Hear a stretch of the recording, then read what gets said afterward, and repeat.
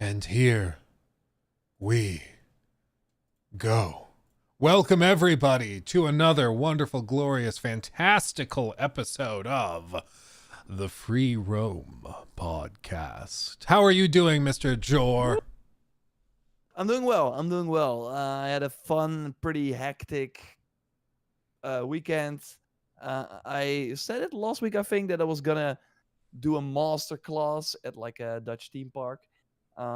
So I did that last Saturday, and I shared some tips on short form versus long form videos with another creator who was mostly like a streamer. So there was like kind of a Twitch streamer. So we both came from different angles. Was like an audience with a ton of upcoming creators. So it was quite a lot of fun. Went in a roller coaster or two, and that has been like, I don't even know, like 5-7 years or something. So first time I went in the roller coaster, I was like, why did I do this? And then you go down and down, and it's like, and then after that initial like sort of scary part, you're like, whoa, this is actually really, really cool. So I had a great day. After that, one of my friends, because that's kind of the thing, everyone is turning 30 in my friend groups. So we had like a fun party. Everyone is, of course, making sure that it's like a bit special compared to the other birthdays. So it was like a Babylon. It's like a movie. I did not see it, but everyone was kind of in like a suit and stuff. So it was a fun weekend. Tomorrow we have like a bank holiday here in the Netherlands, so we'll be chilling out a bit. Been streaming a lot of Assassin's Creed this week, kind of preparing for Red. So like, of course, next week we have the Ubisoft financial call, Ubisoft Forward on June 10th. So we usually have a reveal for Red before the E3 sort of press conference, so the Ubisoft Forward. Who knows what will happen, but I wanted to go back. I just finished streaming Odyssey. Feels amazing to play still. I had a blast. Yesterday I was playing Origins, fighting those elephants. Luke, do you remember the elephants boss fights? Oh, yeah. Oh, that's a They were crazy. throwback, dude. That's a throwback. Wow, yeah. Yeah. I was fighting two at the same time. I forgot how challenging that can be. So that was a ton of fun. The Trial of the Gods, like the big Anubis bosses and stuff. So we'll be streaming Valhalla on Friday to get a feel for that game as well.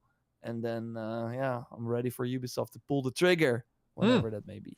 Yeah, and we're going to talk a little bit about Assassin's Creed today. It's some news that is totally shocking and will surprise everyone for sure. As for me, you mentioned roller coasters. I get giddy, dude. I love roller coasters. I'm an adrenaline junkie through and through, and I'm not sorry to say it. Nikki and I actually, we have a bit of a problem where we are addicts for a certain theme park. Now, we've all heard of Disney adults, okay? Like the guys who are 45 years old and where they're like, they have the special made Disney Mickey Mouse ears, and they go and they like, it's like a specialization. They go and train for how to best navigate the parks and organize their trip and what rides go on and when. We're like that, but for Universal Studios. We go hard for Universal Studios. Oh, nice. And I've been there once as well. I've been to Hollywood and to Orlando. Orlando's way better. It's not even close. The studio tour in Hollywood's cool, but that's pretty much the only cool thing about it. As for Hollywood or Orlando, though, they're working on a new place called Universal Studios Epic Universe. And that thing is ridiculous. It's like, I think it's a multi-billion-dollar expansion. They're bringing like multiple new parks. They're bringing the Nintendo World, Mario World, whatever to it. It launches next year. It's a whole thing, and I'm very, very excited for it. Nice. So already, so you go often, or? Yeah, we go about once a year usually, which is why I say we're a bit of an addict. Because we do Nikki has it down to a science where like you can buy 3 days worth of passes to the park, and they give you 2 free ones in addition to that, so you're able to stay for 5 days. And then if you stay at a premium resort hotel, you book it at a certain time, they give you a crazy discount, and they include fast passes, so you never wait in lines. It's like we have it down to a science. It's like a whole thing. Oh, nice. And so we Yeah, might the do that lines later. are the worst though. Like that Yeah. that totally like ruins things. So if That's you can, I went on a vacation with my wife and her family. It was like a big deal. It was like a big milestone for them. All the kids had graduated high school, and like it was a big deal. And so they invited me on the trip with them, and I went. And for the first time in my life, I tried the fast pass thing, and you can never go back once you've tried it. no, Like no, no. it spoils you so bad that you're like, I how did I ever do this before? I used to go to parks and like you go on 3 rides all day because you're waiting in 2-3 hour lines, and then you get a taste of the crack that is fast pass, and you just get to skip all of that, and you're like, I'm not sure if I would enjoy a trip to the park again elsewhere. Like, it spoils you. It's a very, very first world problem, don't get me wrong, but it's a good time. Yeah, I'm a universal adult. Exactly, Nemesis. That's what I am. Is it more sad or less sad? I don't know, but I'm not ashamed to say it. But anyway, so we got all that. We have some traveling in the next probably about month, which will be good. And there will be lots of discussions for games. I think June is going to be a whirlwind. Big. Yeah, there's a Yeah, lot. nice. And in the meantime, we're just kind of patiently waiting for a couple of the shoes to drop. As you alluded to, Ubisoft almost always, I can't think of a time when they haven't had an Assassin's Creed game and not announced it ahead of time. So usually Odyssey was revealed at E3. They did do the tweet because they a did keychain like a leaked. picture, right? Remember? Yeah. No, they did the Spartan kick gif. So they were Oh, like, yeah. "See you at E3." And Origins was also revealed at E3 because that was, of course, the big.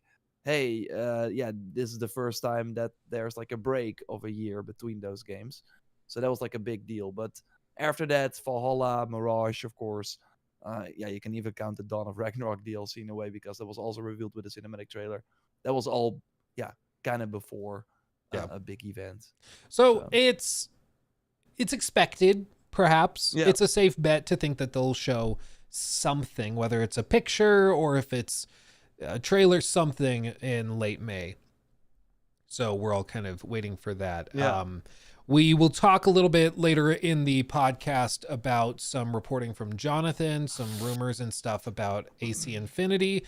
And like I said, it will totally shock you and stun you. You guys have no idea. It's totally not expected at all. So money. Yeah,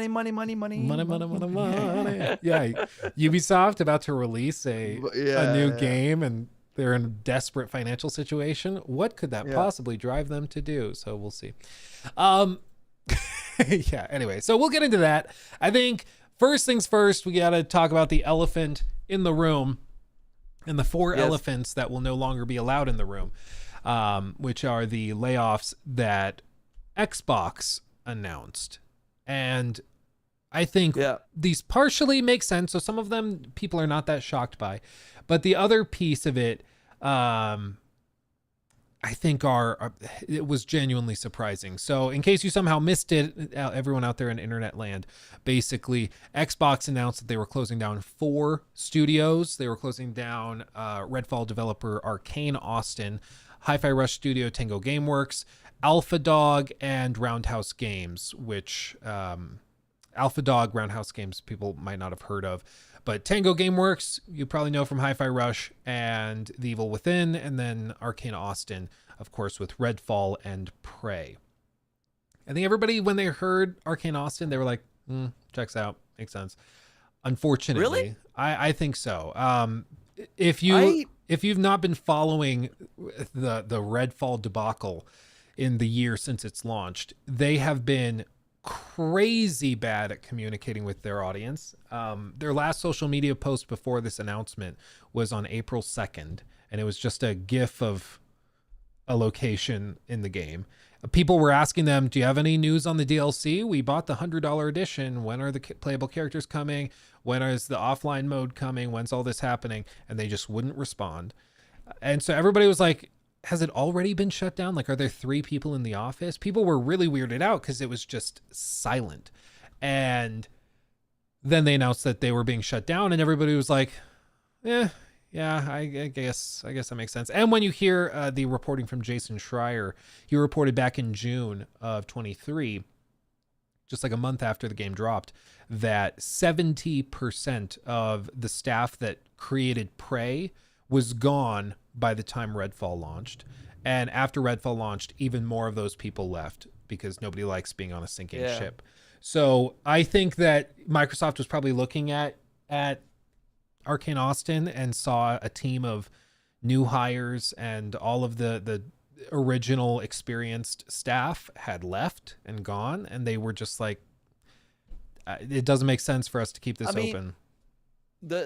what one of the things that's like really stands out to me is that if we look at a Phil Spencer quote around the time that Redfall came out, he said, "I'm a huge supporter of Arcane Austin, despite the Redfall reception, and I'm gonna we're gonna figure things out." Like it really sounded to me as if they're gonna do all the things they like promised for Redfall. So do the hero pass, give the people what they paid for, which is crazy that when they launched the game and did this hero pass, like usually DLC releases 6 months, or at least you would have one hero out like really soon after launch, right? If you do a hero pass because they had two characters. To not say anything about it, I think at the end of last year they said, "Hey, it's coming in 2024." Um, but like it really sounded to me from that Phil Spencer quote. Again, he was a huge supporter of Arcane because before Redfall, they of course did Prey, which was very well regarded. They did the what was like Moon Crash or sort of a multiplayer Mm-hmm. iteration of it as well, right? Of course, these games they did not sell very well, but a lot of people really like them. And I think the biggest thing here, and let's talk about the news a bit first, but to already kind of tease where I think we should go is there's a huge shift in the sort of strategy that Xbox is doing right now, because what they were setting out to do a few years ago when they announced Game Pass and that all their upcoming first party games are going to be day one on the service was that they needed games like just like Netflix. They need a new TV show every month to keep people subscribed for months on end. So then having a cool game like Prey, even though just a small section of the audience will play it, if they like it a lot, that will still be a boon. That will still keep them subscribed and on to the next month. But that those people do not even get a chance to make something new. While again, Phil Spencer last year said that he said like there's nothing that's more difficult to me than disappointing the Xbox community. That was like about the Xbox launch. Seeing the game come out, critical response is not what we wanted. It's disappointing. What can we learn? How can we get better?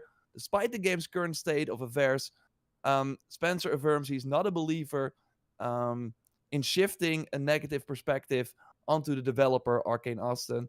One thing I will fight what went wrong. There's clearly quality and execution things that we can do, but one thing I won't do is push against the creative aspirations of our teams. But so he's basically saying, I take the blame. Like we also, I'm not sure if you saw this, but Phil Spencer only played the game for like 30 minutes on his like account. Mm-hmm. It was like, is it really that bad? Maybe I should have played it before it came out. And they boots it up. He's like, oh god. And we also, thanks to the Jason Schreier thing, like his reporting, had people inside Arcane Austin being like, we hope Microsoft comes in and cancels it, or at least Isn't that terrible? pushes us in one direction. This really does not feel like it was Austin's. Of course, it really feels like Bethesda at one point was like, we need multiplayer games. Yo, Machine Games, go make Wolfenstein Youngblood. Bethesda Game Studios, go make Fallout 76. And here, have Redfall. That's probably going to do well for us. So it just feels kind of sad that they were pushed in one direction, did not get any help from Microsoft. Phil Spencer did not turn an eye to the game while they really needed it. And then to say, yeah, you guys screwed up. Now we're going to shut down the studio. It just feels really bad. Yeah, I think Phil Spencer and the rest of the Xbox team's approach when they acquired ZeniMax was from a good place, because they were like, we don't want to step on your toes. We don't want to step in and force you to do something you don't want to do. If you're making a game, we don't want to come in and force you to cancel it the second we buy you out. Which I understand. Like, if he came in and just started canceling stuff, he's like, yeah, I looked at Starfield and I didn't like where it was going, so we canceled it. Like, people would be upset about that stuff. So they tried to take a hands off approach. And I guess they just didn't consider that maybe there was a situation like Redfall where ZeniMax executives, to boost revenue numbers before the sale, they wanted as many live service games as they could, so they forced a lot of studios to put them together even when they didn't really want to. That's how we got Fallout 76. It's how we got, like you said, Youngblood. It's how we got Redfall. And I think they just didn't consider that that was a possibility, and that was a huge, huge blunder. They tried to take a hands-off approach and let the toddler drive the car, because they're like, yeah, we're trying to help the toddler learn how to drive the car, and we don't want to step in and force them to do something they don't want to do, when they should have been like, no, you probably shouldn't be letting them drive. Like, you should probably have a little more oversight. That's kind of your job. So there's that. What I expect, or rather suspect, happened here is that Satya Nadella, the CEO of Microsoft, they've got a couple of pretty big beats happening with their quarterly reports over the next 2 quarters. They just acquired a $70 billion company, largest acquisition in games media history. And there are certain expectations for now Xbox to reach certain levels when it comes to margins, when it comes to income levels, and all of that. And that's pretty normal for acquisitions. You're going to acquire some stuff, and then when you get it with a fresh set of eyes, you decide to trim some more fat that the current management might not have trimmed. So my guess is Satya went to Phil Spencer, said, hey, we need to hit like 15% margin. And in order to do that, you need to cut your budgets by 7%. And he says, find 7% of the budget and get rid of it. And Phil looks at their whole lineup of studios. He looks at all the teams with his financial team, and they just decided that Arcane Austin, none of the original talent is still there, and nobody's playing Redfall. You know, it was below 45 players when I was making my video the day before this news dropped. So it's not probably worth digging out. Did you kill it? Did you make a video before? I made a video the day before on the live channel where I was just like, this doesn't make sense. Damn. And we had filmed and edited the video on this and this whole debacle and how ridiculous it was. They weren't communicating to players. And then I was expecting to post that video at 10 a.m. And at 7 a.m. the news broke that Redfall, that Arcane Austin was shut down. So I guess I willed it with my thoughts, I suppose. Once again, it's Luke's fault. But I mean, honestly, if you're in Phil Spencer's position, like, say, put yourself in the position of Xbox leadership. Say your boss, Satya, the almighty overlord of Microsoft, tells you you need to close like 3 or 4 studios. Who would you close if you were in his position? I'll tell you, I would not close Tango Gameworks. I would keep them up because they released the best game of 2023 for Xbox in terms of review scores and reception. But I think probably Arcane Austin would be on the list. Yeah, no, it makes sense because from what we heard, they were still doing updates for it. They actually planned the offline update for Redfall this month. I think the Steam database even showed that 9 hours before the news, people were still working on Redfall, which kind of crazy. Yeah, I think it makes sense, but it's still, I don't know, it feels like the problem probably is that Phil still put the Xbox studios in this situation. He went out to buy Activision. That's he thought like, okay, that's a good get for us.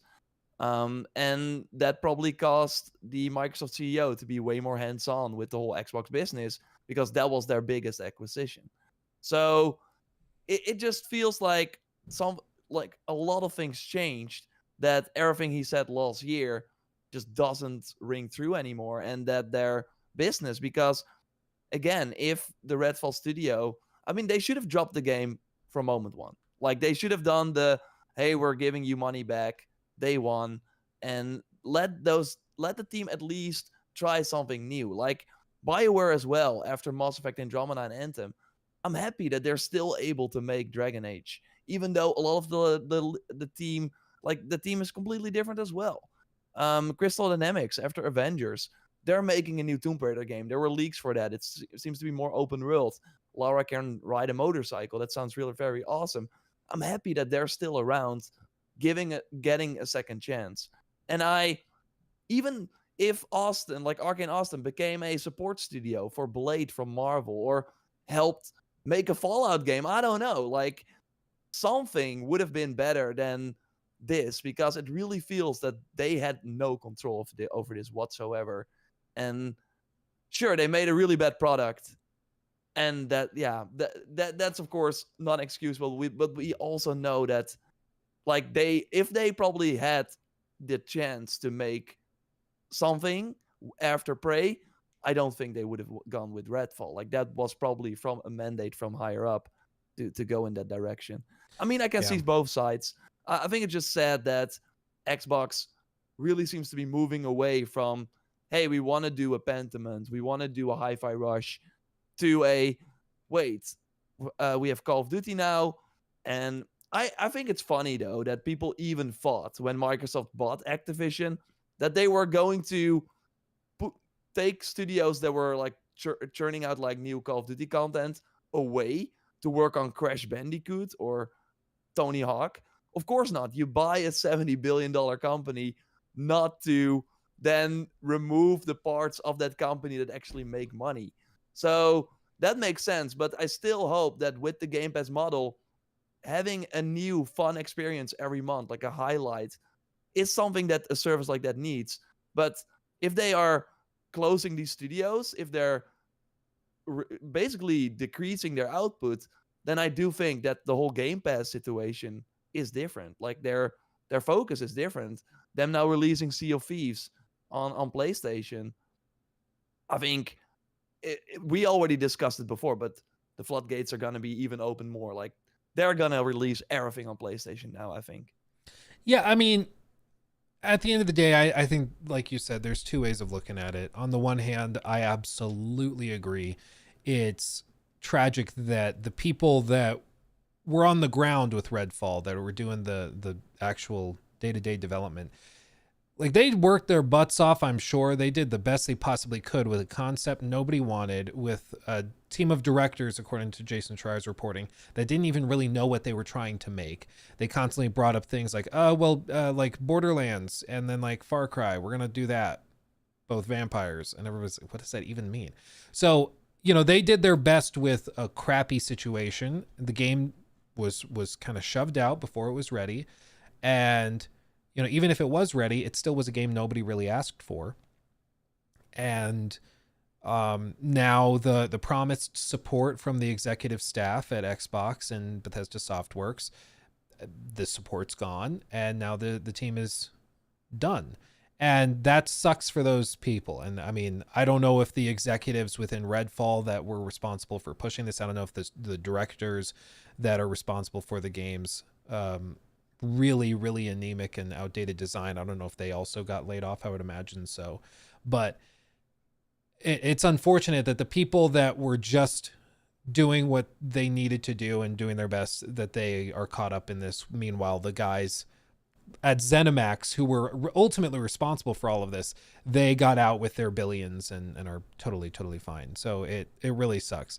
At the same time, if you're looking at it from the perspective of Xbox trying to run a business, Arcane Austin doesn't hold that much value to them when you look at it on a balance sheet. And so they probably just decided, and what they said Matt Booty said in the email was that they wanted to close these out to free up funds to better support the projects that they thought could be the most promising or needed the most support and would be the most lucrative. Prioritizing high impact titles and further investment in in Bethesda's portfolio of blockbuster games and beloved worlds.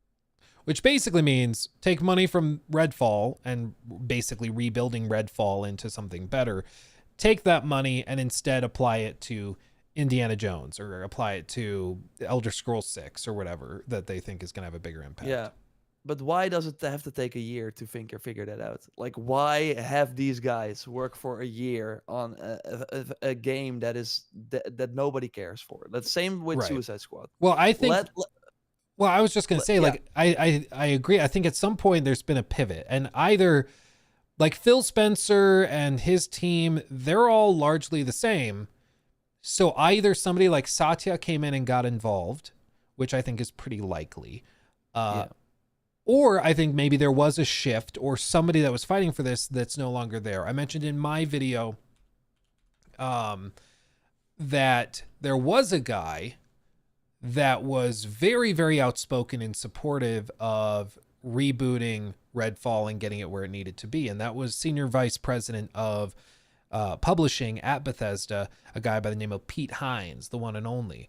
And Pete Hines, he was the probably most outspoken guy that was really pushing for Redfall to be recovered. And he brought up Fallout 76 didn't launch how we wanted, and we rebuilt that. Now there's a huge community there. Elder Scrolls Online launched really rough on PC, and they rebuilt that. And so he was a really outspoken advocate for saving these games that started rough and rebuilding them into something awesome. And he Instead of retired launching them well. instead of It's launching them all. like But he retired in October. And so I yeah. think the last real advocate that was pushing for the redemption arc of Redfall retired in October for various reasons, probably just personal. But he retired, and so all of a sudden there was no more advocate fighting for Redfall within the upper levels of management. And so they were looking at it and they're like, well, we got to lay off somebody. So Yeah. we got to lay off Yeah, no, that team. The one that doesn't make any damn sense to me is it's Tango. Tango, because what it communicates to the rest of the Xbox family Yeah. is that you can release the best game that we put out the entire year, and a year later you could still all lose your jobs. And the worst part is that they created this situation themselves. That like a game like Hi-Fi Rush, um, like on one end, the problem is that they said that it delivered. Like Jeff Grubb came out and he heard from Xbox internally, hey, the game is not selling very well. Of course, it was shadow dropped in January last year, and yeah, a lot of people played it. I think even, and we should do this for the like if we can quickly look that up, but I think the percentage of people that actually finished it is not that great. So that's of course also probably one of the reasons where I really think Hi-Fi Rush is kind of a bubble game where it's like everyone in our community is talking about it and the people that actually played it loved it. But still on Steam, I think it had like very, very low numbers. Maybe you can quickly look that up. Of course, it was on Game Pass, so yeah, not a lot of people bought it. But the problem there was that Jeff Grubb came out say, Hi-Fi Rush didn't do as well as they wanted. And then Aaron Greenberg, who doesn't work at the at Xbox anymore, was saying, no, that's not true. It's actually like a major success for us on every like level possible. So financially, like it reached all the metrics that we wanted. So that became the narrative. And to then have the studio shut down is super weird. So I really think that the Aaron Greenberg comment was probably not true then, right? That must be it. Or Yeah. they must be.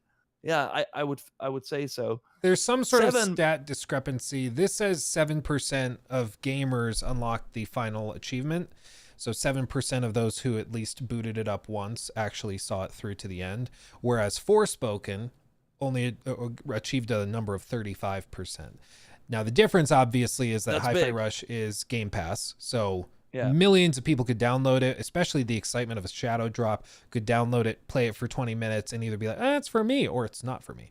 So there's that. Whereas Forspoken, you needed to pay 60, 70 bucks to actually get it. But 35% is like average. So Yeah. like some games like Spider-Man 2 have like 50, but 30 but that's what I mean with the situation that Xbox created themselves. They put all these games on Game Pass day one. So they're now really like Hellblade 2 is the big example that a lot of people are looking at. Like we talked about it actually way before this news. Like Ninja Theory, I kind of fear for them as well. Like there is no hype for Hellblade 2. I'm sure that the week it comes out, if it's like it has to be phenomenal. It has to be 90 on Metacritic or higher for people to turn heads and actually play it. And I'm sure a lot of people will play it because again, it's on Game Pass. But this is an 8-hour game. If it is like an 8, if it's not the game it needs to be, then nobody will buy it because why would you buy a game that is 8 hours with no DLC? Maybe 8 hours. Like they said, it's Yeah. akin to the original. The how long to beat average is about 7 hours on the Yeah. original. and some people were able to get through it in like 5 to 6 hours if you were good at those puzzles. So Yeah, that's crazy. and there So is and they no marketing for it, and that's what worries me the most. Is that in the past, when Microsoft is confident about a game, as we saw with like Starfield, for example, there was um, more there they'll was more market marketing it. for Redfall. Yeah, I think there was a lot more marketing for Redfall, which is what's even more amazing. But like their internal metrics said that Redfall reviewed a good bit higher than it did, and it averaged at like 54 on Metacritic. So if their internal reviews were putting it at like 7 or 8 out of 10, and they still marketed it that heavily, what do they think Hellblade's going to be?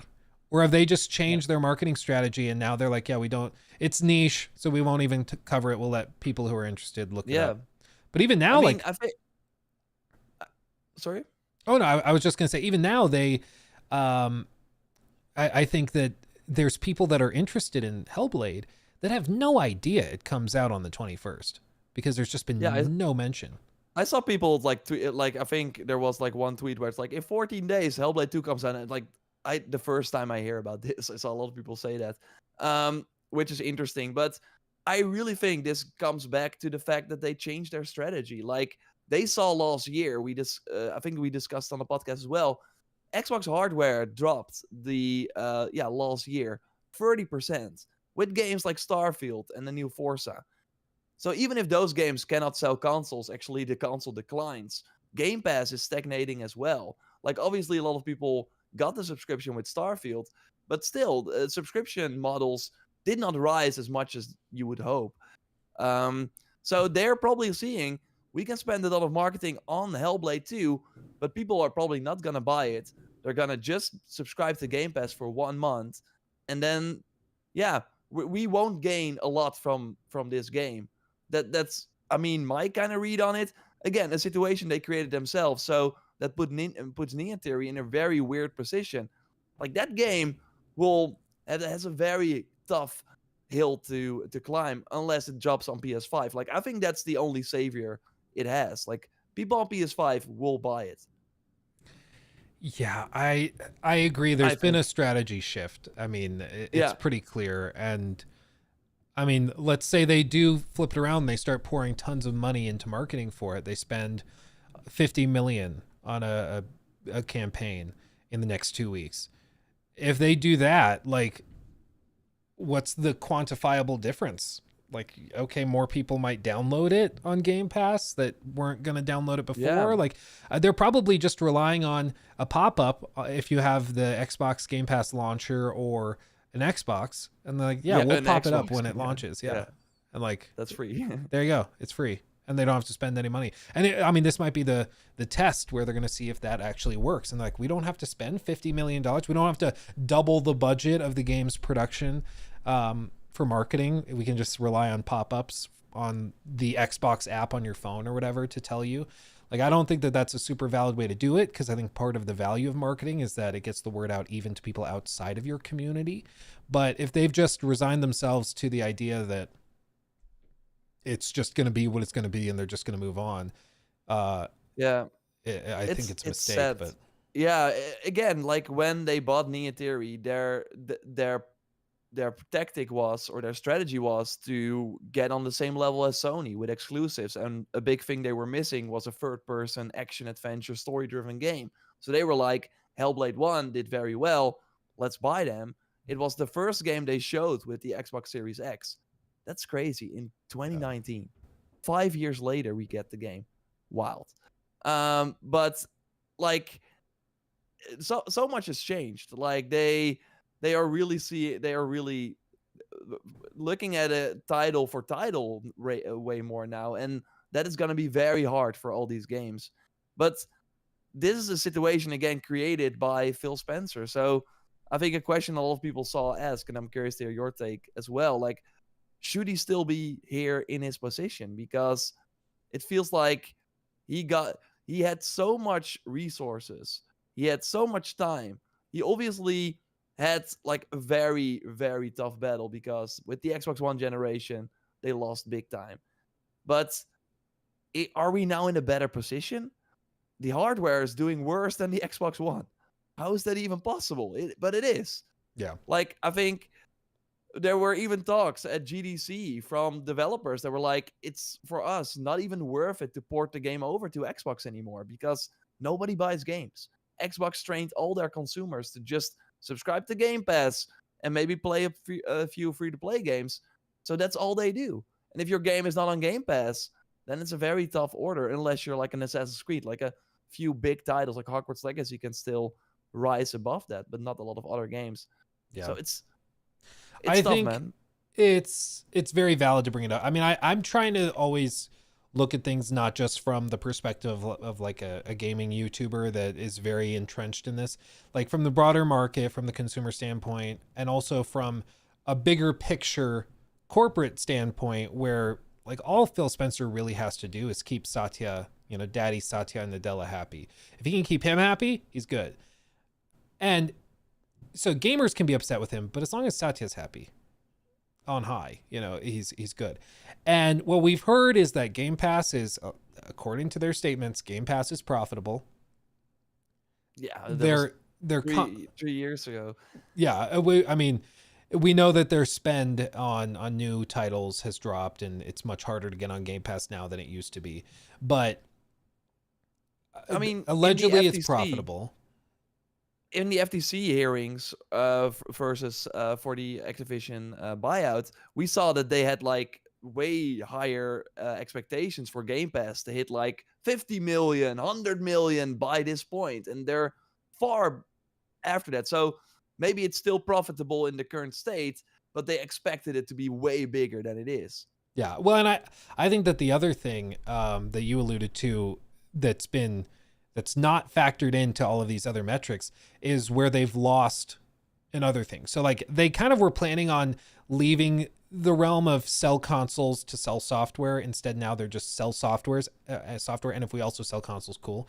So they're taking an approach that's more similar to just Microsoft's broader strategy with software than PlayStation's approach, for example. But there are externalities and kind of cascading effects that come into play when you shift in that way. So for example, when you have Game Pass, you get this, like people are mentioning in chat, you get this, well, I'll play it when it's on Game Pass. Like it's not worth full price, but when it's on Game Pass, I'll try it. That mentality loses out sales on the Xbox store from people that might buy it for 50, 60, 70 bucks at launch.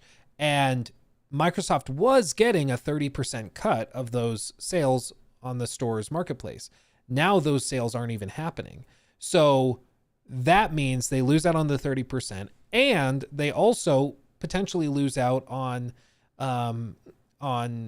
publishers that are willing to spend the time and effort to really make the Xbox port truly phenomenal and up to par. And there's all sorts of other kind of cascading effects that can come down from this when you just initially think, well, we'll put Game Pass and it's a great value. People sign up for the subscription and then they get cool games. It's like, no, that will fundamentally change how those gamers think about their games and how they think about the value of those games. And even now, because of that shift, there's plenty of games like Skull and Bones is an example where we're like, yeah, you could probably find fun with it. If it were on Game Pass, like, and you didn't have to put up any money for it, you might be able to dig it out. Same with Suicide Squad. If it's on a Game Pass like subscription, you might be able to find some fun with it. But that for these publishers is like the worst thing you could say because they need that day one money. They need full price. So I think it's just, there are things they didn't really consider when they jumped into Game Pass that now they are experiencing and suffering through. And, I think it was I was just going to say, it's a series of miscalculations on Phil's part, and whether that means that Satya is unhappy with it. I mean, obviously they haven't reached certain targets that they were expecting to hit, so they need to figure that out. But the fact that Phil Spencer's still here, I think says that Satya is at the very least not livid with how he's run it, because Satya has a history of booting somebody when he's unhappy with them. But I would expect that Phil is probably replaced for the next generation. So I would say Phil probably only has 2 years left in his role. Yeah, I think that that would kind of make sense. I did see someone else make a point where it was like, yeah, but Phil is that gamer exec, and that is of course what we don't really see often at these companies. So maybe he is behind the scenes fighting way more for these teams than we think, or that Hmm. we know about. So that it could be way worse if like someone else is taking the reins who really doesn't care about games and only wants to see the numbers go up. So that's of course something to think about as well. But still, if anyone like if the Redfall team after one blunder gets the X, and Phil had many blunders, like insane amounts. We also have other news. Perfect Dark reboot. Um, Jeff Grubb, the fallout from this, I've been hearing more and more that Perfect Dark is in a rough state. Sounds like it's in a very rough state. It doesn't sound like it's come together in any way. Remember when they announced that studio that was making this game, like the quadruple A team um, that was doing it? What was the name again from this team? Um, Um, oh, we just looked at it. Yeah, they were partnered with Certain Affinity, yeah, it and was like they had like they were first making it in house. They started like uh the Initiative. yeah, the initiative. Yeah. And a lot of like Naughty Dog people went there and stuff. It was like a huge marketing beat. We are gonna build a Naughty Dog from the ground up. Problem was, by bringing in a lot of these creative people that all want their say, then you have too many cooks in the kitchen. That's I think what happened from reports. And then people left. And then Crystal Dynamics came in after Avengers. They're helping with this game now and seemingly are now leading this game while also doing Tomb Raider, while the initiative is just a shell of itself. Like, that's another blunder. Like, how can you announce this game in 2020 and it's still in a rough Fable? Where is that? All these promises from all these games Sony had in their first PlayStation showcase: Horizon, God of War, Gran Turismo, Ratchet and Clank, Returnal. They're all out and they're all great. Yeah. And Xbox has all these resources. They bought all these studios. They spend way more money than Sony. And Hi-Fi Rush is their best-selling game, and they shut down this, or the best-selling in like the best, highest quality game, and they shut down the team. Like, what? I don't know. I saw here G Mendes say, "Luke promised us that you would bring good tidings. Share some optimistic takes with us, friend." I just don't know how you can look at this news and the broader Xbox sort of tactics and what they're doing as anything, yeah, but positive. Like I don't think it's like yeah, it's Yeah, I not get what positive you at all. mean. Like It's yeah, it's yeah, there is without a doubt. Like some of this you can negotiate and perhaps debate where it's like, okay, well they closed down these studios. A lot of the key talent at these studios had left. Even Tango Gameworks, the original guys that really made those studios worth their time. So like Shinji Mikami left, and then also Ikumi Nakamura also left a couple years ago.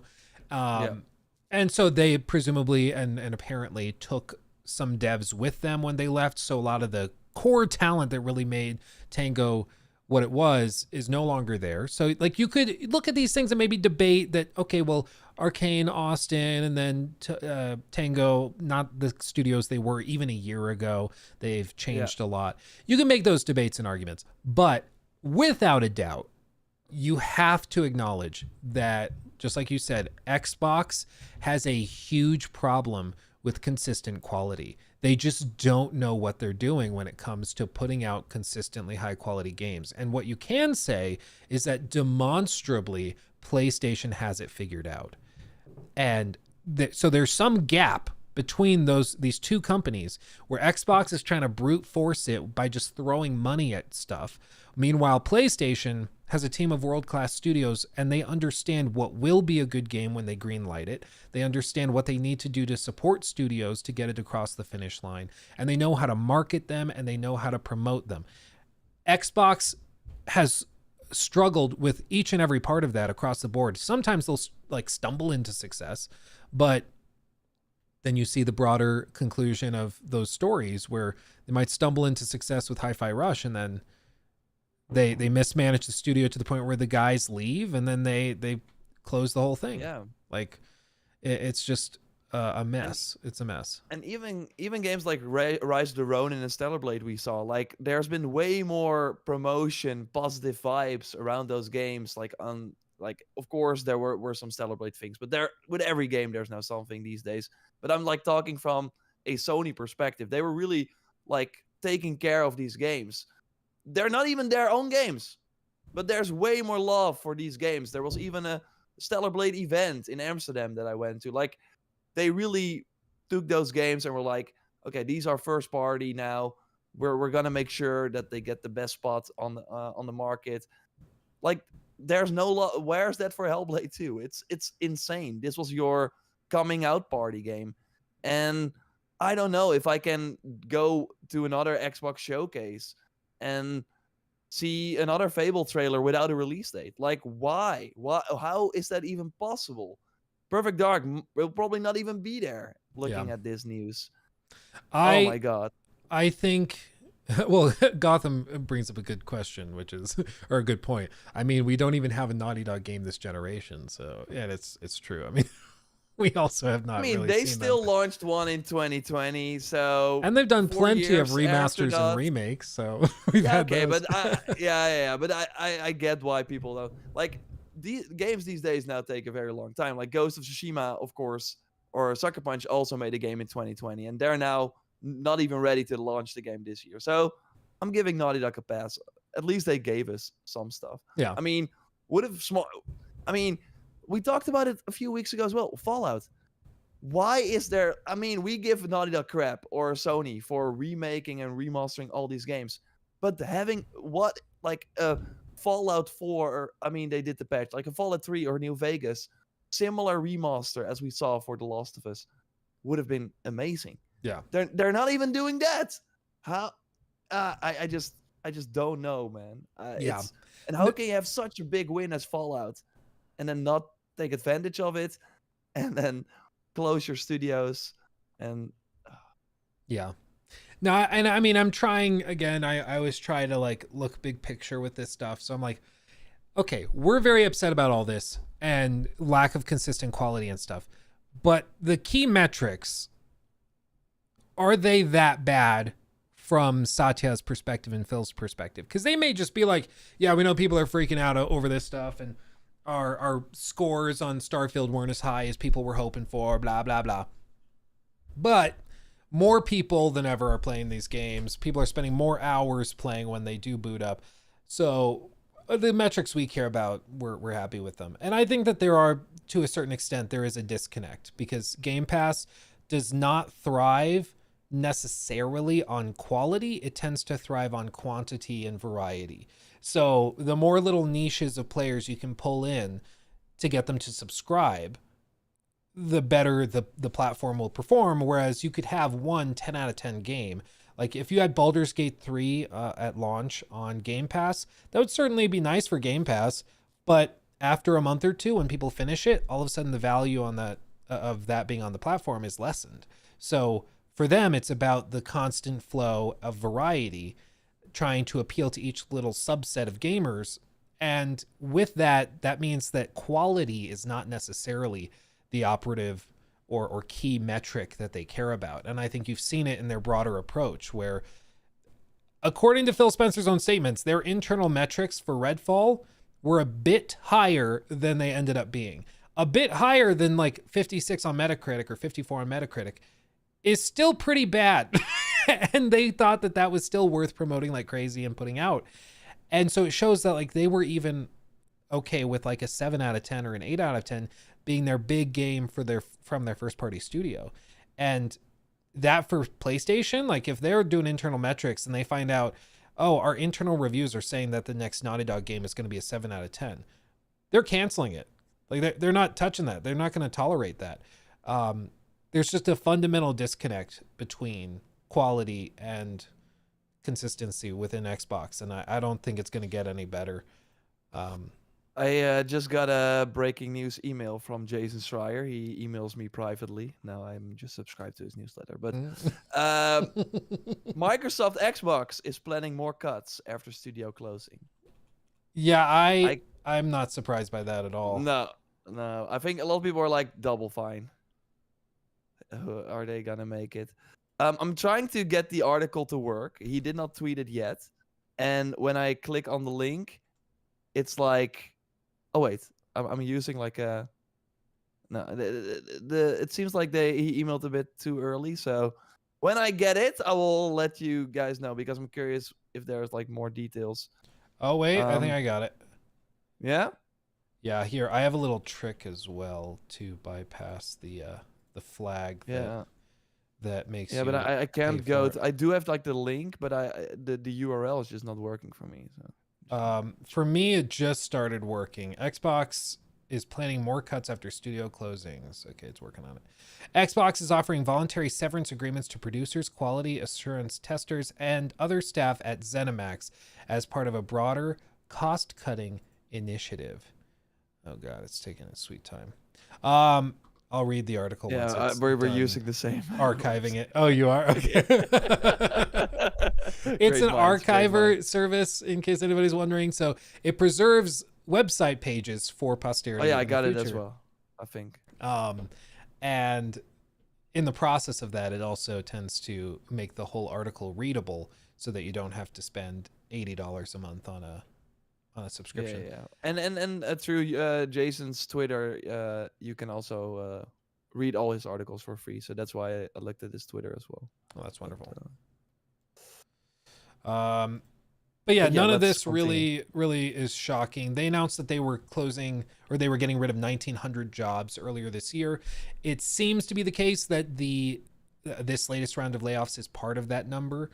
So they're going to continue doing this, and I think they should just rip off the Band-Aid, like get all the bad news over with at once and just.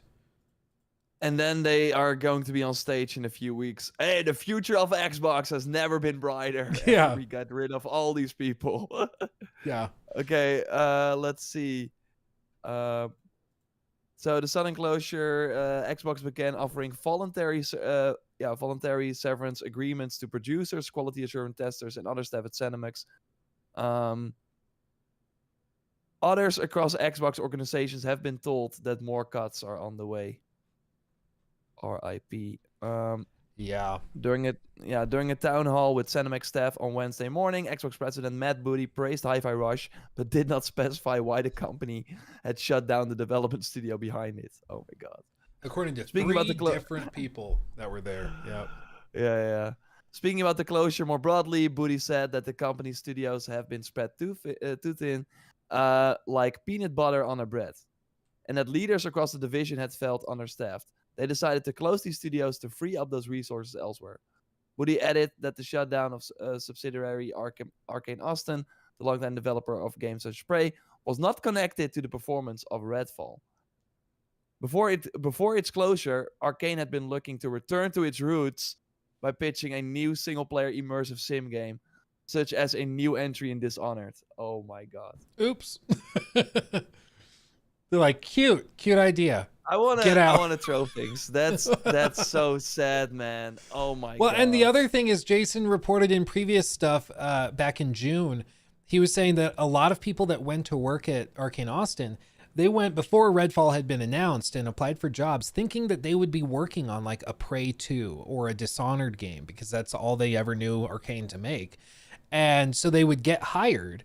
And then once they had gotten hired and signed the NDAs and stuff, they would show up to work on their first day, get shown the game they're making. And it's like, yeah, so we know you wanted to make Prey or Dishonored.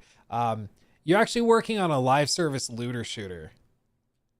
Congratulations. How do you feel? Yeah. And everybody was like, do I have to work told here his now? family, yeah, Prey is one of the best games I've ever played. I'm gonna make a new one in the series. They're like, oh, I'm so happy for you. And then, what the heck is Yeah. this, man? Imagine What? like you finally get, you apply for Rockstar and you get hired by Rockstar. You're so excited. I'm going to get to work on Red Dead or GTA or something. You show up on your first day and they're like, yeah, so you're a janitor. Congratulations. Yeah. We're gonna return to tabletop tennis, and you're gonna be developing that. So good luck. You're going to get to make all of the tables. Yeah. It's going to be great. Oh my God. Yeah. It's a whole thing. Yeah, Jill Braff, head of ZeniMax Online Studios, said in a small town she had hoped the reorganization would allow the division, which also develops Fallout and Doom to put more focus on fewer projects. Quote, it's hard to support 9 studios all across the world with a lean central team with an ever-growing plate of things to do, she said, according to the But they audio. created that situation themselves. It's Well, and like, why did you have to buy all these studios then? oh yeah, it's very frustrating. I think where they're at is they're like, yeah, we got ourselves into this mess and now we're trying to dig ourselves out of the mess. But Yeah, this is yeah, also yeah. this is a common thing with acquisitions where like you go it's like buying a block of cheese. Like you go to the store, you buy this huge thing of cheese and it's like, did you need that much cheese? Probably not, but I got a big thing of cheese. And then in the process of cutting out a slice to enjoy and to get something good and usable, you're also cutting off the rind and some of the other stuff is going to get cut off. You're going to waste some of it. It's also like trimming a steak. And this is how these companies always do it, is that they basically over purchase and then they go back and they trim it down to what they wanted it to be. And it sucks because you're like, these are actual people that are losing their jobs and like they didn't do anything wrong. You just bought their company and now they're fired because they didn't fit with the vision of what you wanted it to be. But it's unfortunately extremely common. Yeah, let's see. Yeah, I'm looking at it as well. In recent years, Xbox became deeply invested in Xbox Game Pass, a subscription service that offered unlimited access to hundreds of downloadable games for a monthly fee. To fill the service with new enticements, Xbox acquired dozens of studios, including outfits known for making smaller games, such as the San Francisco-based Double Fine. While most game publishers are looking to take big swings with games that cost hundreds of millions of dollars, Xbox promised to support less sprawling creative titles such as Hi-Fi Rush, with smaller budgets and lower sales expectations. But yeah, that seemed to be. But Game Pass has not seen a massive growth that Xbox boss Phil Spencer may have been hoping for. So basically, again, that's kind of the shift we said, right? That there's no indication that Xbox plans to ditch Game Pass model. There are hints that its big bets have not paid off. Yeah, Matt Piscatella, executive director of analysis at Circana, said that monthly non-mobile video game subscription spending in the US specifically, quote, has been flat to low single-digit growth since the middle of 2021. Quote, in our data, Game Pass spending really had its big growth period in late 2019 through early 2021 and has since settled. Purchasing games and add-on content as well as free-to-play models are still the vastly preferred method of getting to video games by US customers, at least for now. And the thing is, everybody knows about Game Pass.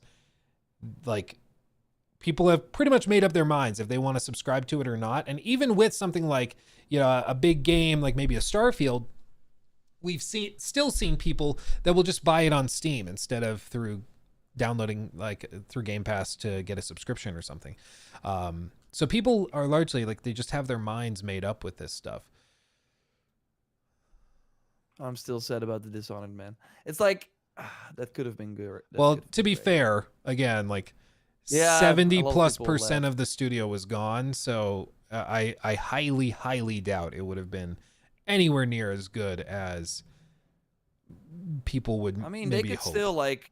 I mean, Arcane Leon. Like, I don't think they had the same turnover. Like, they could still be just like supervising them. Obviously, Yeah. I don't know, man. You could probably It just rebuild it. feels like yeah. But it's just with all this stuff, it's just, I think there was this approach with some other studios and like the No Man's Sky thing of, you know, taking a game or CDPR, you take a game, didn't work, let's rebuild it, turn it into something great. And it's the same thing with studios, you know, taking a studio that was struggling and turning it into something great.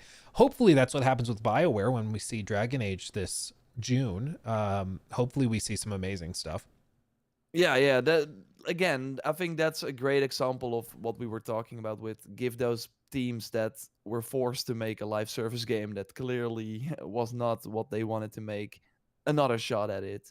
And I really hope that happens for Rocksteady as well. Although again, that's the same thing. Like we also know about those studio heads that left and even made their own studio and are luring a lot of Rocksteady devs to come work for them. So we will see what happens. But the Xbox story is clearly not over.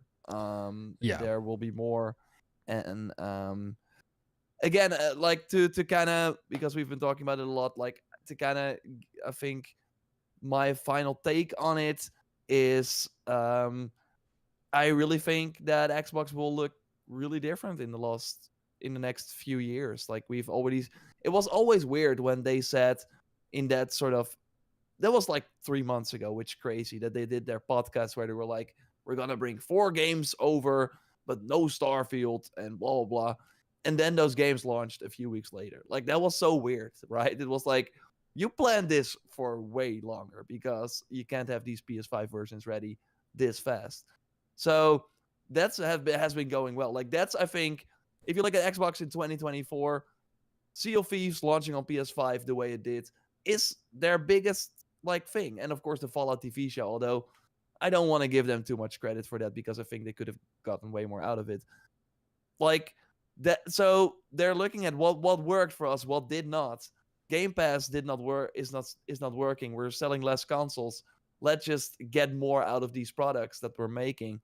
So I really think by the end of the year you get Starfield, Indiana Jones early next year. Like I think they're gonna start selling these games everywhere.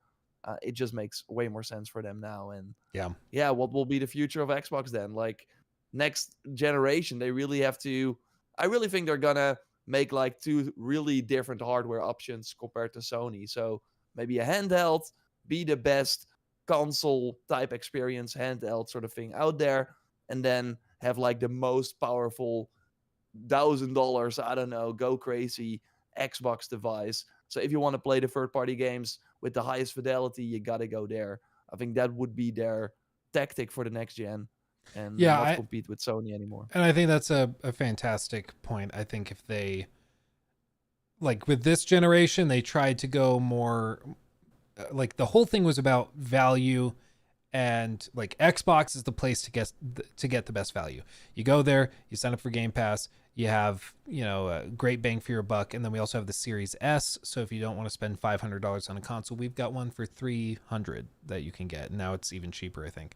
So they tried to go with all these steps to offer like the best value, and it seems like that just hasn't really clicked for them the way that they were hoping. So maybe the alternative, like you said, is to flip it and still offer Game Pass and everything, but Yeah, come out with like the $500 console, and then come out with the $1,000 variant that is just a freak of nature supercomputer that people can buy if they want the premium gaming experience. And then from the very beginning, it's like, yeah, if you play a lot of third-party games, this is the place to play it, and that might work better. I mean, honestly, I remember back late in last generation, that was one of the big selling points of the Xbox One X, is like, if you're going to play Cyberpunk, which it was funny how that ended, but that was one of the big points, is like, if you want to play Cyberpunk, you got to play it on the One X, so yeah, better buy it ahead of time. yeah. It was the only place for 4K, I think, for that game. Yeah, it worked out for them. I think that is really the way to go because they can't compete with Sony, and I do think that this is just bad for us gamers. Like Sony will not have a competitor like in the hardware space anymore, and I think that's really bad. They, on one hand, it's great because they will get all of the 30% cuts. But yeah, if they are getting all the games, then why? Yeah, what is their incentive to, yeah, maybe improve the console more than they would if they had like a steep competition from Xbox. On the other hand, it opens their games up to more platforms likely as well because if you want It'll to be buy like normalized. a Yeah. console, you will probably get a PlayStation at this point. So I mean, I think I was reading an interesting article on Microsoft, to see like, because like I know the gaming side of it, but I wanted to hear what like industry analysts thought of it, and they were commenting on the broader like brand of Xbox from a purely analytical standpoint.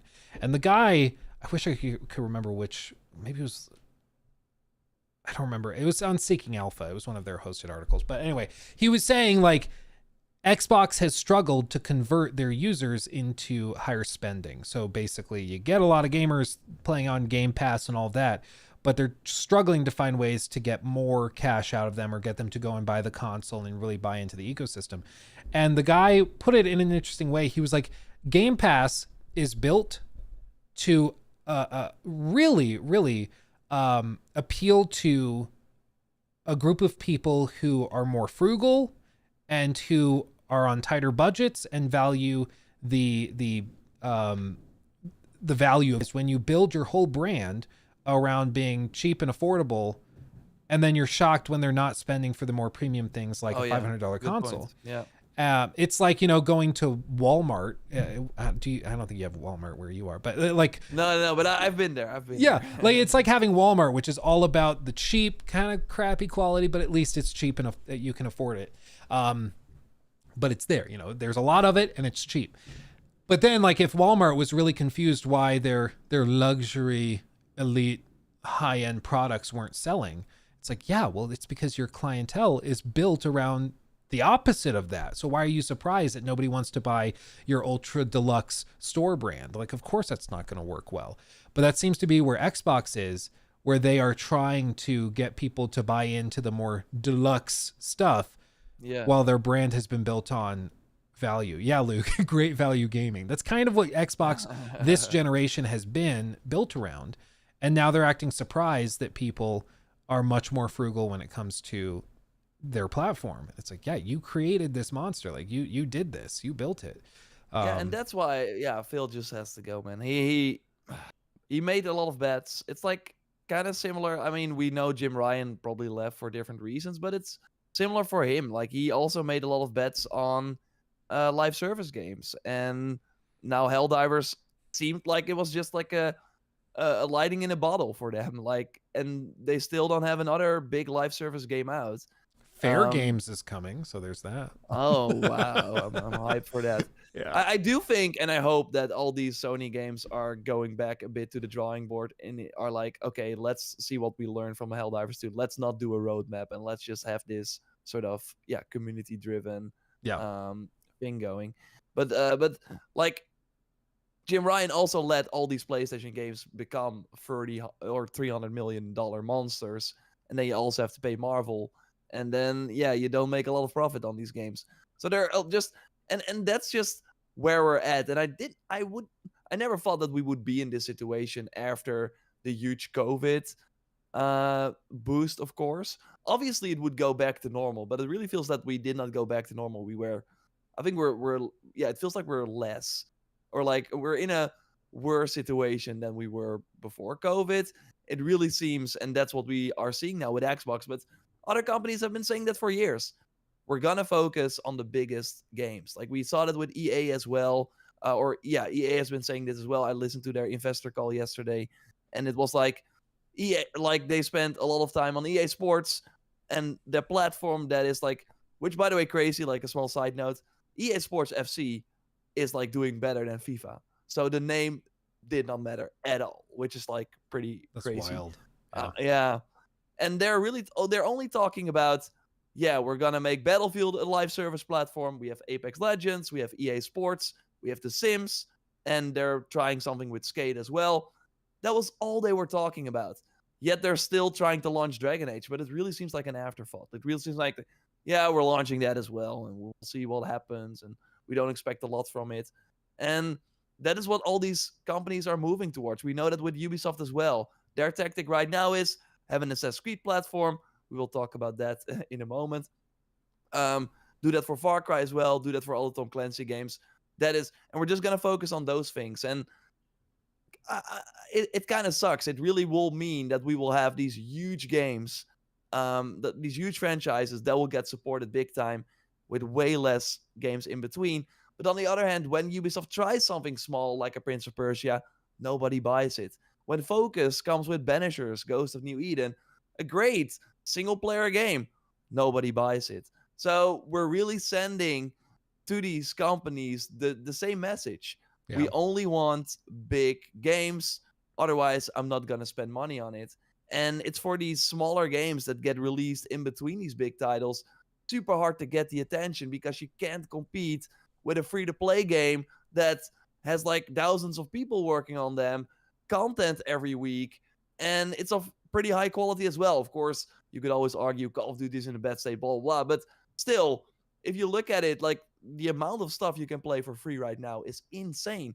So maybe those people that would first be like, oh, I need a new game to play, are now probably, oh, Helldivers 2 is launching a new Warbond. Oh, I should check out the new Apex hero. Like, there's constantly something asking for their attention, and they can check it out for free, Yeah. mostly. So it's just a super hard business right now, and I'm just kind of worried. And it's always, in my experience, it's always when you see this doom and gloom, it's always not as bad as you think. But it is like an interesting. If we just look at what has been popular, it has been these big games, while a lot of other, like, just the few games are doing very well and the rest just struggling big time. So Yeah. And I think your point with Banishers, for example, is really good. Like with Prince of Persia, a really solid game, yeah, a great game even, and nobody buys it. And it's like, I think Game Pass, for one, has greatly altered expectations and people's understanding of value, where one of the most common references I've seen with Banishers and with Prince of Persia is, yeah, the game's great, I'll just wait till it's on Game Pass or Ubisoft Plus or whatever. And when that's the assumption that people are going under, is like, okay, yeah, no, it looks like fun, but it's not something I need to play right now. So I'll just wait till it's on Game Pass and I don't have to pay anything for it. That has skewed the market so heavily, and it's primarily affected those like AA games that are like big, but they're not $100 million games. It might be 50, yeah, 60, $70 million games. And those need those day one sales, and they need the support of people that are going to pay cash. When you go up and you're like, yeah, it's good, but I'll just wait till it's on Game Pass, that's already like damning for those types of games. Unfortunately. And I see some great points in the chat. Juicebox, indie games are having a moment. Chris F is saying Hades 2 is #1 seller. Like, that is like the positive side of 2024. It's like these surprise hits. It really seems that if you have a quality game that people actually want to play, like, I think with Prince of Persia, the issue was people want something new from Prince of Persia, but not the older games. They want the 3D like kind of games. I mean, they say they want it. I just think they should leave that franchise alone. Let alone launch 2D side scrollers in 1 year. Like, why do that? Or 3D side scrollers. Mm. So that's kind of crazy. But yeah, we had the Pal World, Hades 2, Manor Lords. It's what his name is, right? Yep. Like, we had these big games that are doing very well. So that is really cool to see that there is still a market for really cool games. It's just that, yeah, there are just a few of them every month. Like, we have a success story every month for 2 games. Well, and it But seems they're like it launching like has to 20 of have them. like that community aspect, because Yeah. even Pal World, which a lot of people played solo, even though you could play it co-op, like Pal World, Manor Lords, all of these games, they are driven by a certain amount of hype. And I think you said last Yeah. week on the podcast that it feels like we just move from hype to hype to hype to hype to hype. And I think that that's true. And if a game can't get hype and crazy excitement, very focused right at launch, its opportunity for success is extremely lessened. Like, there's no, Yeah.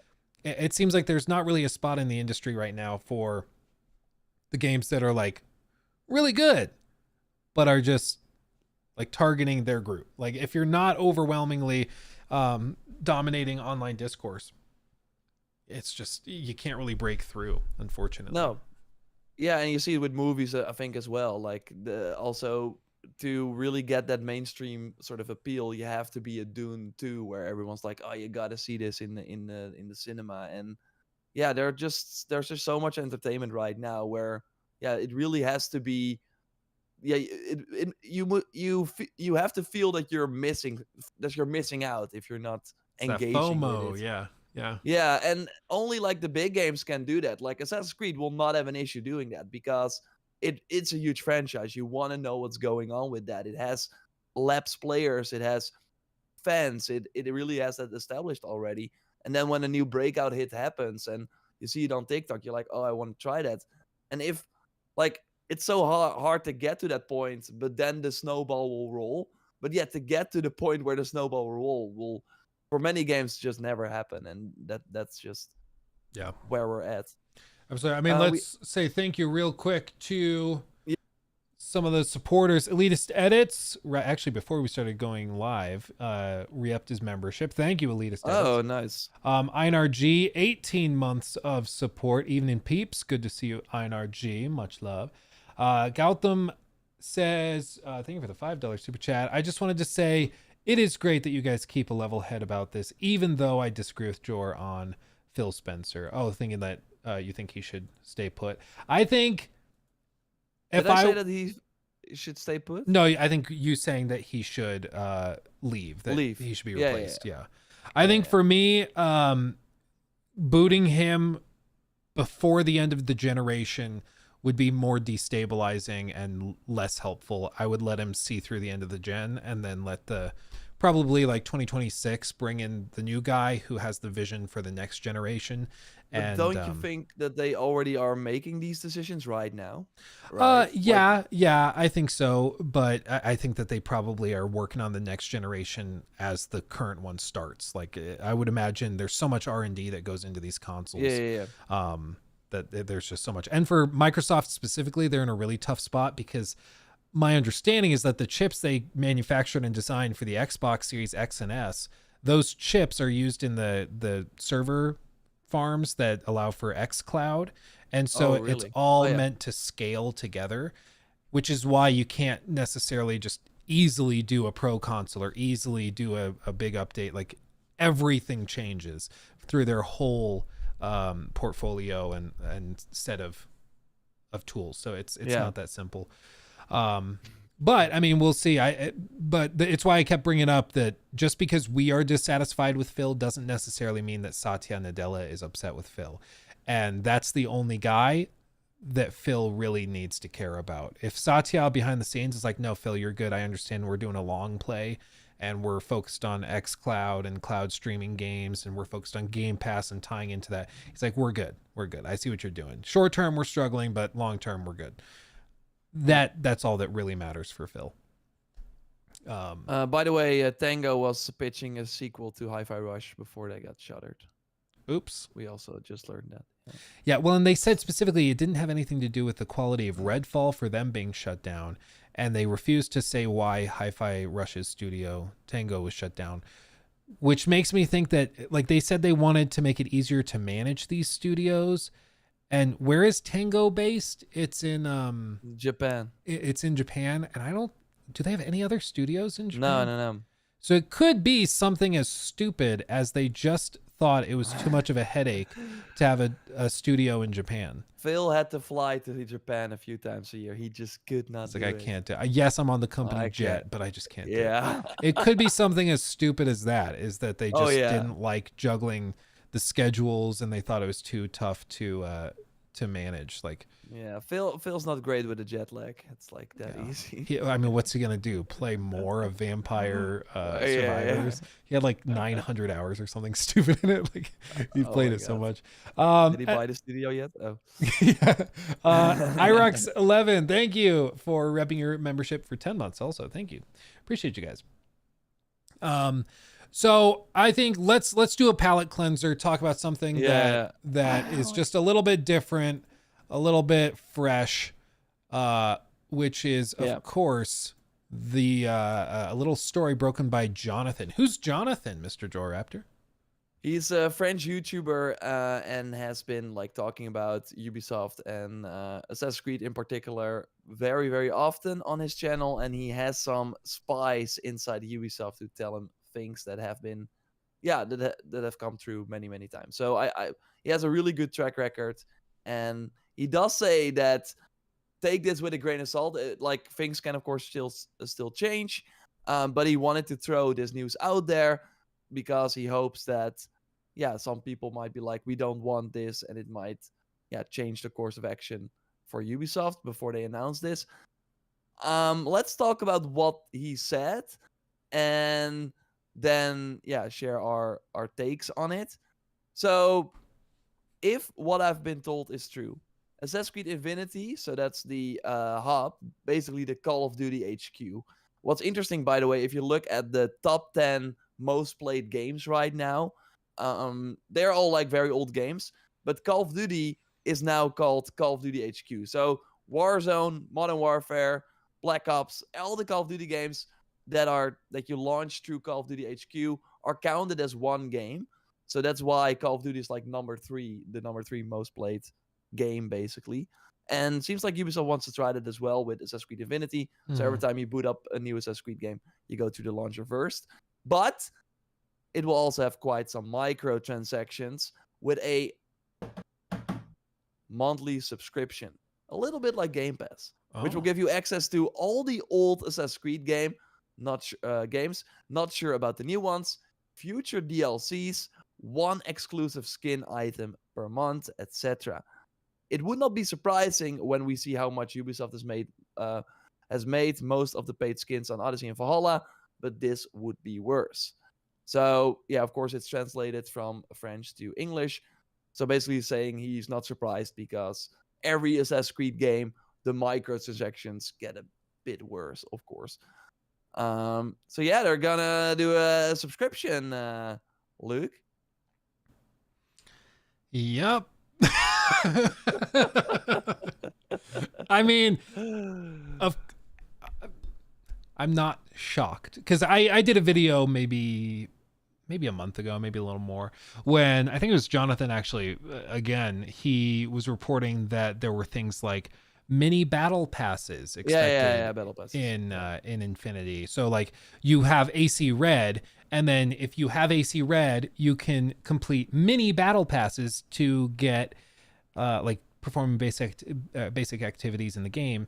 And then that will unlock skins and weapons and things like that. So they're trying to just encourage you to play more and more and more and stay kind of in the hub. And then to hear like a subscription to gain access to older games and then future DLCs and all that, it also doesn't shock me. And we've seen this happen with other MMO type games that have subscriptions, or even something like Fallout 76, which has like $100 a year Fallout First thing. And that just straight up gives you full on gameplay, like pay to win mechanics in Fallout 76. So it's certainly not a new thing in the industry. A lot of other companies have tried to do this with their games and have seemingly found success with it. But I think because Assassin's Creed is at this point a franchise built up on a fan base that likes single player adventure games, this is a grade A recipe for disaster. Like, good God almighty. I think this is a terrible, terrible idea. Yes, they're planning multiplayer games. Yes, they've had multiplayer modes before and stuff that they've experimented with. Like even in Unity, that was built around co-op play. But I think it's fair to say the core AC fan base are single player gamers, and they have a very low tolerance for constant battle passes and subscription fees to gain access to games and stuff. And I just don't see this going well at all. What do you think? Joel Raptor loves it. Hey, I should bring the positive side, right? No. I think still with this news and also with the Battle Pass news, we are only hearing that sort of stuff about Assassin's Creed Infinity. I want to overall reserve my judgment for when we really get the full picture. Because right now it sounds like it's costing more, they're taking stuff away, blah, blah, blah. But maybe they're also giving us way more. Like we know the modern day will be on this platform. What if every month they're doing an episode where like you have 2 hours of new modern day content that will be free? Like we don't know what their plan is with this platform. And I mean, again, like Jonathan said, it makes sense that they're gonna over monetize this, and we should totally, when things get out of hand, pitchforks and let them know this is not okay, that you crossed the line here. But I really think that this, like you said, a Fallout situation or like a GTA Plus, where they're just offering, if you are super into these games, if you love Assassin's Creed, we give you an option. You don't need to buy this at all, But if you want, you can get access to all the old games for like it really depends on the price, of course, as well. But I mean, getting a new Assassin's Creed game, right, or like going buying Odyssey or Origins, I think is $20. So if the subscription is $10, I mean that's already yeah, a good option if you want to go back to these older games. If they then also give you like all the future DLCs that are like $30 or $20, I mean, if you were gonna buy them anyways, I don't see that as an issue. You don't again have to do it. The one exclusive skin item, that's of course like okay, that's really Fortnite. Fortnite has it of course as well. I mean, I it's like maybe it's totally getting a bit too much. And I really think that we should vote with our wallets. Like just don't buy it. Like just show them we don't want this. But why do you think all these games have these subscriptions? Because people are buying it. And somehow they're still finding value in it. And yeah, maybe again, I just think that this is very weird. Like giving access to all the old AC games is such a weird feature because I think the people who are actually gonna bother with this are the hardcore fans that probably have all the old games already because they were on sale many times and they probably played them at launch, etc. So I don't see that as like a great benefit, and I hope there might be a tier where they're like, "Hey, want to get all the old games? You pay more, or you get like the bonuses for Red for $5." I'm I just mean, I saying guess something. they do something like, you can play AC2, but with skins that are unique to AC Infinity or something like that. They'll try to do something to make it more unique. I mean, I feel Maybe. like I'm missing something with this. So I agree. I think we definitely don't have all the information because at its core, the whole premise of AC Infinity is to be a hub where you keep going back to and you can spend more money. That works with like a Fortnite or a Call of Duty because you're always logging back in. There's always a new thing each week. You log in. Maybe you have a game night with your friends on Thursday nights and you load in on Thursday night. You're like, oh, that new skin for Halloween is awesome. I'm going to grind for it or I'm going to pay $5 for whatever it is. That works in those games. But with AC Red, I don't understand what the pull is. I But don't see what's going to get you to do that, even if it's a 100-hour RPG, because presumably it's going to be a big boy. Even with even that, I more. don't know how I this mean, clicks together. I, Maybe it I does just in don't years. think it's for you. Like what I really see with my coverage for these SS Creed RPGs is that people just can't get enough of them. And the like, why did we go from Origins that had like a 6 month post launch to Odyssey that had like a year post launch to Valhalla that had 2 years of post launch? Why do they keep extending that? Why does every game get more DLC? Because they want that. They want more time to spend in these games. And if you just play it at launch, finish it, and are like, goodbye. And I really hope, please, make the main story not as long as in Valhalla. Let people actually finish it. I really hope they do that with Red and just give more side optional content. That's a side note though, but there are people who want to exist in this world, and that's what Ubisoft saw. And I still think it's mind-boggling that other single-player games have not figured this out yet. That you don't need to have a multiplayer environment for people to spend a ton of time in these games. Like people are returning to Fallout 4 way more than 76. The Witcher 3 is still played a lot. Like Baldur's Gate 3 is like people want to spend time in these single player games, and Ubisoft figured that out and is actually giving them more free content as well. And yeah, then it is cool if you're spending 100 hours but more. I looked at my PlayStation and I don't think it's true, but it says 1200 hours in Odyssey. I know that's crazy, but it's probably because I Leave turn it it on, on. yeah. And but anyways, like if I spend that much time in the game, if I'm so invested, if I can't wait for the next DLC, then I care what my character looks like. Then I care that I can do some cool missions or maybe grind a bit for a cool new samurai armor. And if I get that through the subscription, like for me or for this player, that might be worth more than their Netflix subscription because they're spending way more time in Assassin's Creed Red. So it's just interesting. Like I don't want to go into the Infinity Hub pop up, buy this, free to play. No, I just want to go into the Infinity Hub, see all the games that are there, maybe get one pop up per month. I don't know. They're probably going to do it, but I mean, we had pop ups already in the older games.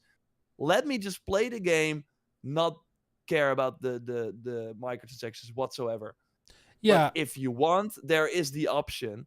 I And mean, I just hope, hope that they don't go crazy with it. But I think you're right. It's not built for me. It's a system that's been built to appeal to the types that are still playing like Valhalla, like 2-3 years after launch or 4 years after. Geez, we're old. But it's it's like it's appealing to those groups, and I think that's fair. But the people that are still playing Valhalla are like what? Maybe like a year ago, maybe it was like 50,000 people that were really actively still playing it. Maybe oh no, way more, I think. you think way I more mean, than that. you want to see? I made a video to give you an example. Assassin's Creed Valhalla, best weapons in 2024. You want to know how much views that video has? 223,000. I made it 3 months ago. There were, and that is a fraction of the people that played the game, Yeah.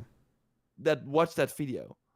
So there are 223,000 people curious about the best weapons for Valhalla 4 years after launch. And there are probably millions playing. So it really shows you that there, there are a lot of people that spend so much time. Why do you think Ubisoft is making these big games? Because they have an issue keeping people in their games, while all the competitive games, they make content themselves. Like every match is different, so it's easier to keep people in. Um, I mean, so yeah, I will there's a say huge that's audience for it. that's that's way more than I would have thought. Um, I mean, obviously there are people that are still playing it because they could justify 2 years of post-launch support, and you don't do that typically for a dying game or a game with 40 players on Steam or something. So I'm sure that like there's a lot. I would not have guessed hundreds of thousands. But you know, even if you Millions. say like two, let's even say there's 500,000 or even a million people that are popping in every once in a while to play it on an ongoing basis. Um, I still think that there are millions and millions more who would not welcome these types of things, and where it would be actively disruptive to be playing a game, kind of like you mentioned, where you boot it up and then there's a pop-up saying complete your daily activity battle pass mini whatever thing to unlock this new cool weapon, and it's just constantly doing that type of thing. I know for some people those like daily activities hook them, and it's like some sort of weird addiction where they have to keep the daily streak going. It does not work for me at all. I'm like, get out of here. I'll turn that UI element off. Like I just do not care. But um yeah, it's also 1600 on Valhalla on Steam right now. Yeah, but it launched later, I think, and then it Yeah, also yeah, it is. um people play it mostly through Uplay and then also console and everything. But like my version of the game is through Uplay, it's not through Steam. So that could be a little Yeah, bit yeah. misrepresentative. But I mean, still, either way, even if the number is currently 50,000 or it's currently 10,000, whatever it may be right now, in that like a year after launch, it was probably in the hundreds of thousands or millions. 2 years after launch, it was still very, very high. And so I like, even if we grant that there's a huge number of people that will engage with these types of free updates and DLC and stuff, I do think that there are many, many millions more who will see this stuff and it will be a massive turnoff. And I mean, if Yeah. They people were yeah. willing to like boycott like crazy and crucify They PlayStation for the Helldivers thing they over an email sign probably up and stuff. they probably should launch the subscription later. Like I think that would be the best thing, because that's what I think Fallout did, what GTA did.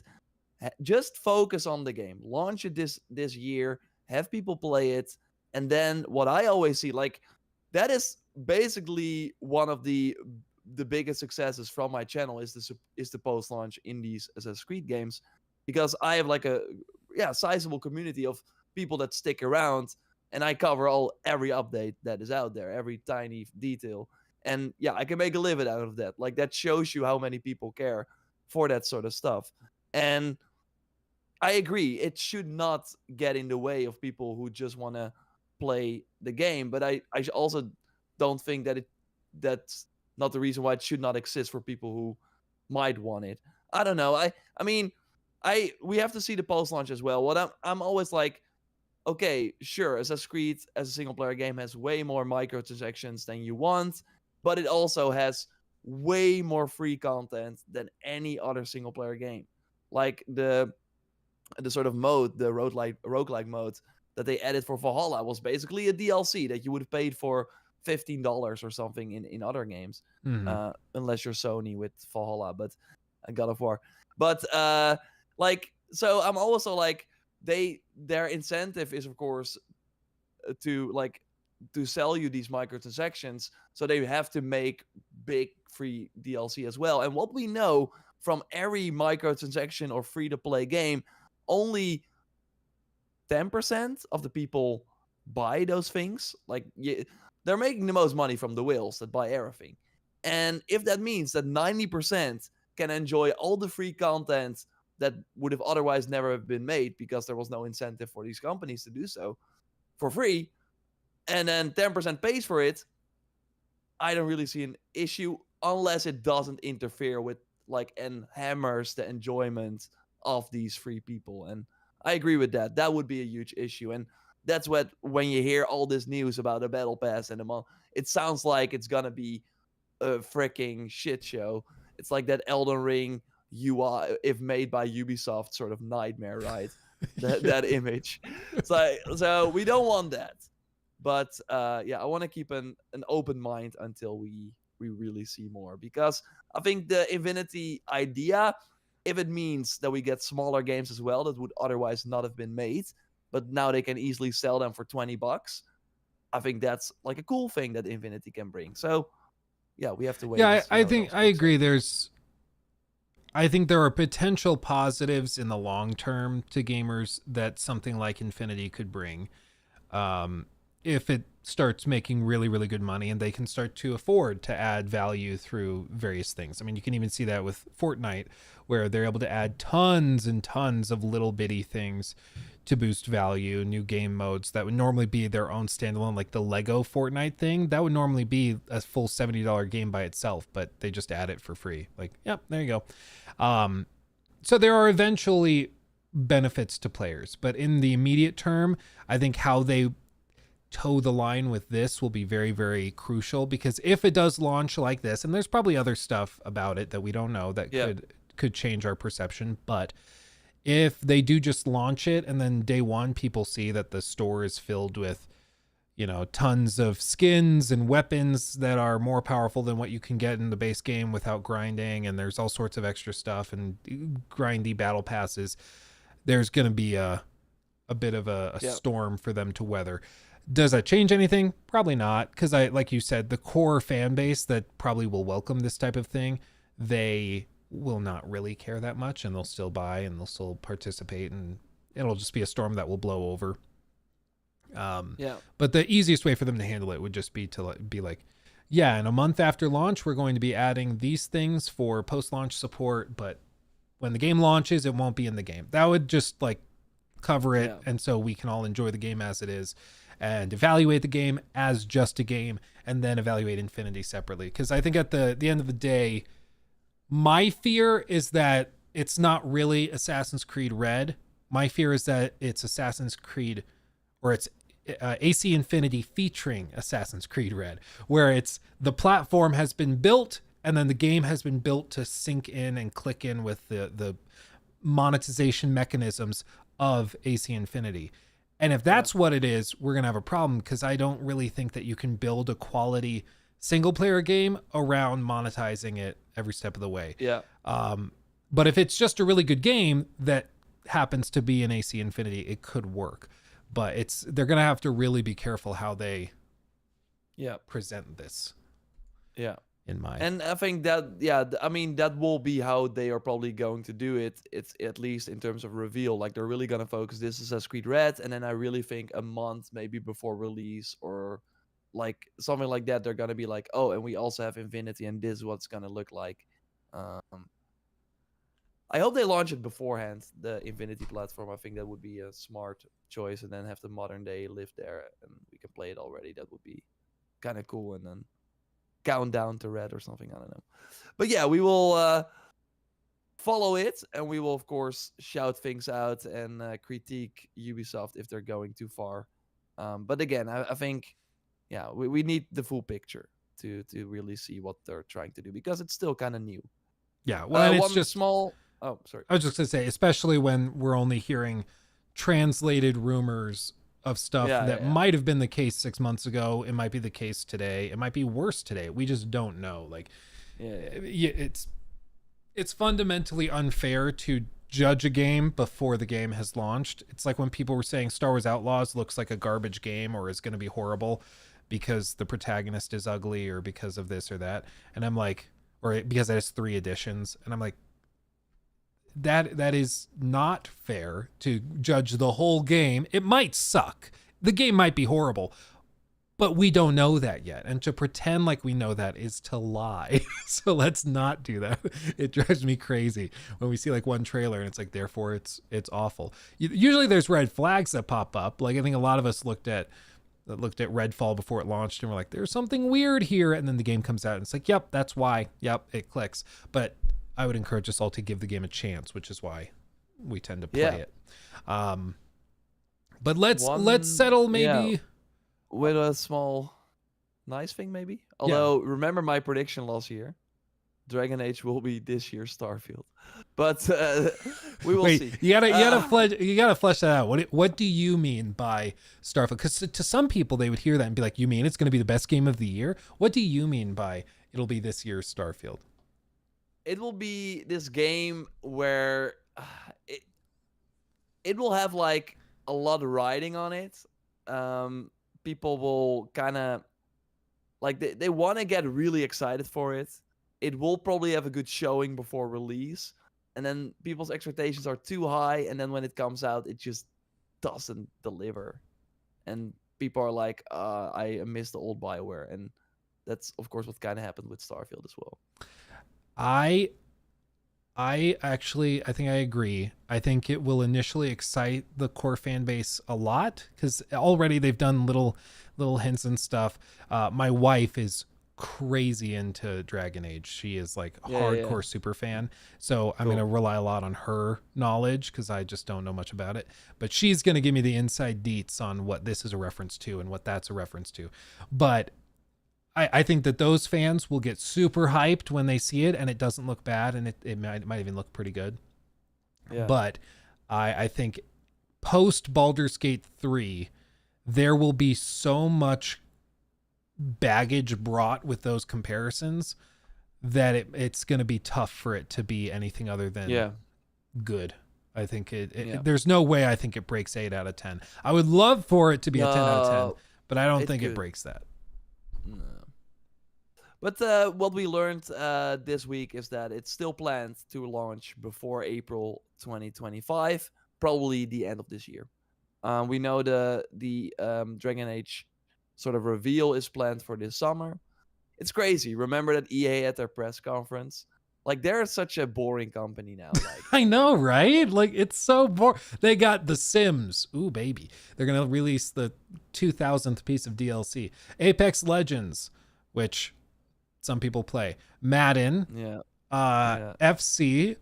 And Battlefield, which is funny because, like, even the communities of these games hate the games. Like the community of FC, community of Madden, the community of Battlefield, they all hate the games. Yeah, stop playing them. They're still playing it in like they have like hundreds of millions of players like in their it's like financially. My brother just casually told me, he's like, yeah, Battlefield 2042 really sucks. And I was like, oh yeah, no. I mean, did you play it when it launched? He's like, well, I was playing it this weekend. I've got like 700 hours or something. I was like, bro, okay. Yeah. Like, this is why they get away with it.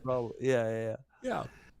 No, but and Activision as well. Like they became the Call of Duty factory, right? And Overwatch and Diablo. That's kind of all they do. And World of Warcraft. And like Ubisoft is gonna be Assassin's Creed, Far Cry, and Rainbow Six, and like all these companies are gonna be few games, and that's it. But yeah. So again, like that's kind of what we heard, and yeah, I'm curious if we will really. I hope we see it at like Summer Game Fest. Summer is like sounds more like July, August, like Gamescom maybe, but I hope they show it beforehand. We Yeah, I need don't think yeah, we they've need some confirmed more. or anything. So No, we but I shall think see. it's gonna be a Jeff Keighley probably because again, EA normally did their own show, but now they don't, so they are probably gonna be at the one that has like the most eyes, unless they maybe have a deal with PlayStation or with Xbox to reveal their game there. Then because of course we have rumors that there's gonna be a PlayStation showcase at the end of the month, and I made a prediction last week, Mm. May 22nd or the 29th on Oh Wednesday. baby. Lock it in. Lock it in. Yeah. I'm hopeful. You're right. EA is a very boring company at this point. That's why they Yeah. can't do a show, because they'd be like, "Yep, we're Yeah. No. Yeah. re-releasing FC and Madden again. Yeah. Yeah. More money, Yeah. please." And that's it. Like, it'll just be Andrew Wilson sitting on stage in a golden bathtub bathing in $100 bills. So, at least they're doing something. And the whole saga of BioWare is fascinating, because they Yeah. go from Dragon Age Inquisition, which I believe won Game of the Year back in 2014, at the like very first Game Awards, I think Yeah. is Yeah. when It that did. happened. Yeah. It And did. then 2017, I think it was, they drop Mass Effect Andromeda, Andromeda. which is a total disaster. And they're like, okay, redemption time. Project Dylan, which eventually became Anthem, total disaster, dead game.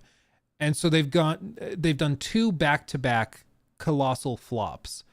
And this is hopefully the comeback. I really think if this does not, we might never see the Mass Effect game. Like the EA really, they again during their investor call did not mention Bioware at all. And even in this sort of image that we have, they talk about the franchise you mentioned.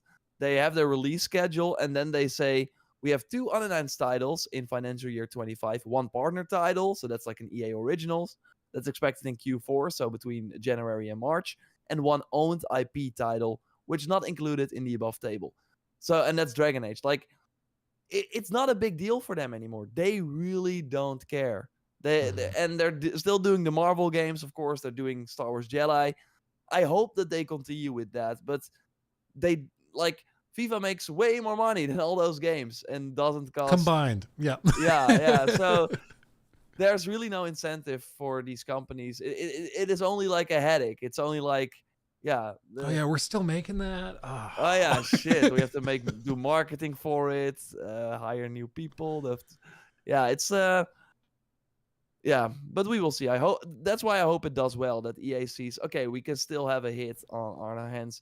And again, I think it's crazy. Like what Assassin's Creed is doing with like post launch, it works. Why not give Dragon Age some free DLC, like a roadmap or something that people can come back to?